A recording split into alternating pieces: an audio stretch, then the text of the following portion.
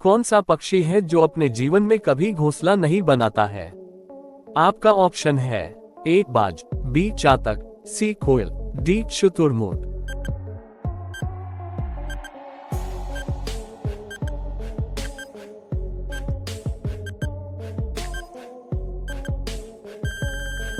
अगर आप भारत देश के एक सच्चे भक्त हैं तो चैनल को लाइक और सब्सक्राइब करें और कमेंट में जय हिंद लिखें। देखते हैं कितने सच्चे भक्त हैं। आपका सही जवाब है ऑप्शन सी कोयल।